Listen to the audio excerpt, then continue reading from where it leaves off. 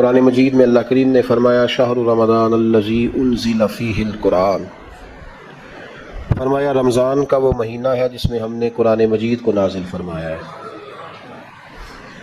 رمضان المبارک اللہ تبارک و تعالیٰ کے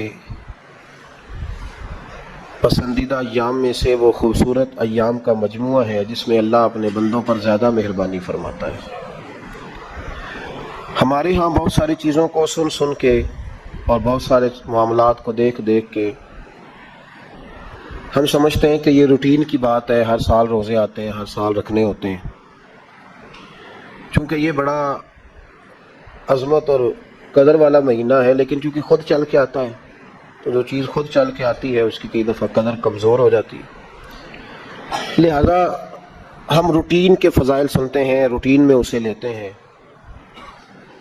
میرے عزیز، ہماری محافل جب ہوتی ہیں نا، محافل، تو ان میں نقیب محفل ہوتا ہے، اسٹیج سیکرٹری بھی لوگ اس کو کہتے ہیں، اور بھی کئی ناموں سے پکارتے ہیں۔ وہ آنے والے شخصیت کا تعارف کراتا ہے، کہتا ہے کہ فلاں صاحب آنے والے ہیں، پھر یہ بھی کہتا ہے کہ وہ بڑے اچھے ہیں، بڑے خوبصورت بولتے ہیں، اب میں فلاں قاری صاحب کو دعوت دینے لگا ہوں۔ قاری صاحب جو ہیں وہ بڑی اچھی تلاوت کرتے ہیں، بڑی اچھی ان کی آواز ہے اور بڑا اچھا ان کا لہجہ ہے، وہ تعارف کرا رہا ہوتا ہے۔ پھر نعت خواں کے حوالے سے بھی اس طرح کے وہ تعریفی کلمات ادا کرتا ہے، لیکن لوگ بعض اوقات سمجھتے ہیں کہ ان بیچاروں کی ڈیوٹی ہے، انہوں نے یہ کام کرنا ہی ہے، ان کی ذمہ داری ہے۔ اور اسی طرح ہوتا بھی ایسا ہی ہے، ہماری محافل کے جو اکثر نقیب حضرات ہوتے ہیں ان کے جملے رٹے رٹائے ہوتے ہیں، وہ انہوں نے سب کو کہنے ہی ہوتے ہیں، وہ کہے جاتے ہیں۔ لیکن اگر کسی محفل کے اندر نقیب محفل کوئی بہت بڑا عالم ہو، بہت بڑا محدث ہو، شیخ الحدیث ہو، یا کسی خانقاہ کا کوئی صاحب تقوی صالح مسند نشین ہو، اگر وہ کھڑا ہو کے کہے کہ جناب آج میں آپ کو تعارف کرانے لگا ہوں ایک بہت بڑے علامہ، ایک بہت بڑے صوفی آ رہے ہیں، پھر ہم سمجھ جائیں گے کہ جس کی ہمارے حضرت تعریف کر رہے ہیں وہ کوئی بڑا ہی اچھا آدمی ہے۔ پھر ہم سمجھیں گے نہیں، یہ روٹین کی گفتگو نہیں ہو رہی، یہ وہ رسم نہیں جو روز ادا ہوتی ہے، اس میں کچھ انفرادیت ہے، کچھ تخصیص ہے، کچھ اس کے اندر چیزیں زیادہ ہیں۔ وہ پھر انفرادی طور پر ہم تھوڑا سا اس کو زیادہ درجہ دیں گے، نہیں حضرت جی کہہ رہے تھے آج میں نے قبلہ سے سنا ہے، آج فلاں شیخ اور صوفی نے فلاں کی تعریف کی ہے تو بات کچھ زیادہ ہوگی۔ میرے بھائیوں، مثال دی ہے آپ کو سمجھانے کے لیے کہ رمضان المبارک وہ عزت اور عظمت والا مہینہ ہے جس کا تعارف کسی عام آدمی نے نہیں، رب کریم کے قرآن نے بیان فرمایا ہے اور میرے مصطفیٰ کریم کی زبان اطہر نے بیان فرمایا ہے۔ لیکن آنے سے پہلے بخاری مسلم میں حدیث ہے، حضرت سلمان فارسی رضی اللہ تعالیٰ عنہ کہتے ہیں رمضان شروع ہونے سے پہلے نبی پاک نے ہمیں مسجد میں بلایا اور خطبہ ارشاد فرمایا باقاعدہ، اور ارشاد فرمایا لوگوں تم پر ایک مہینہ آنے والا ہے جس میں اللہ اپنے بندوں پر خاص قسم کی رحمتوں کا نزول فرماتا ہے۔ خود رسول پاک نے ہمیں کس قدر زیادہ اس مہینے کا اکرام کرنا ہے اور کس قدر زیادہ اس کو اہمیت دینی ہے اور کس قدر زیادہ ہمارے لیے وہ باعث عظمت ہے کہ جس مہینے کے فضائل خود رسول پاک علیہ السلام نے بیان فرمائے۔ اور نبی پاک صلی اللہ علیہ وسلم نے فرمایا کہ اس مہینے میں تم نفل پڑھو گے تو اللہ فرض کے برابر ثواب عطا فرمائے، اور فرض کا ثواب اللہ 70 گنا عطا فرمائے۔ کتنا؟ بولیے۔ اچھا ہوتا پتہ کیا ہے، ہمارے ہاں لوگوں کو پتہ چل جائے نا فلاں کاروبار آج کل زیادہ صحیح چل رہا ہے تو سارے لوگ وہی کاروبار شروع کر لیتے ہیں۔ سی این جی کچھ دنوں بڑی زبردست تجارت ہوتی تھی، تو میرا خیال ہے کہ ہر کلومیٹر پر اللہ ماشاءاللہ سی این جی نظر آتی تھی۔ اب لوگوں نے سمجھ لیا ہے کہ شاید کھانا کھانے کا لوگوں کا مزاج زیادہ ہے، تو ہم جس چوک میں کھڑے ہوتے ہیں، جس جگہ جاتے ہیں، وہاں لوگ سب سے پہلے بتاتے ہیں کہ یہاں فلاں ہوٹل بڑا معروف ہے، اس پہ آپ کو کھانا کھلائیں گے۔ تو اب ہر آدمی نے ہوٹل کھول لیا، بلکہ اللہ تعالیٰ معاف کرے، ہمارے یہاں تو تعلیم بڑی اچھی تجارت ہے۔ جب سے سرکاری اسکولوں کی حالت تھوڑی خراب ہوئی تو ہر بندے نے پرائیویٹ اسکول کھول لیا ہے، بہت بڑی تجارت ہے معاذ اللہ۔ میں کبھی کبھی پریشان ہو جاتا ہوں کہ وہ قوم کیسے آگے بڑھے گی جو تعلیم بیچتی ہے۔ اور اللہ تبارک و تعالیٰ مجھے معاف کرے تو ہمارے ہاں تو صحت کا شعبہ سب سے زیادہ تجارت کا حامل ہے، کہ اگر کوئی آدمی اچھی انویسٹمنٹ کر کے کسی اچھی جگہ ہاسپٹل بنا کے کوئی 2-4 اسپیشلسٹ ڈاکٹر بنا لے تو پھر تو وہ بے شک جھاڑو کے ساتھ پیسے جمع کرے، مسئلہ ہی کوئی نہیں۔ ہم یہ کرتے ہیں کہ جو پتہ محسوس ہوتا ہے نا کہ اس جگہ مجھے رمق زیادہ نظر آ رہی ہے، تجارت میری زیادہ بڑھے گی، تو لوگ ادھر توجہ کر لیتے. او خدا کے بندو، صحابہ کا مزاج یہ تھا کہ جہاں انہیں پتہ چلتا تھا نا اس نیکی کا ثواب زیادہ ہے تو وہ بھاگ کر اس نیکی کی طرف توجہ کرتے تھے. آپ صحابہ کی سیرت کی کتابیں دیکھیے.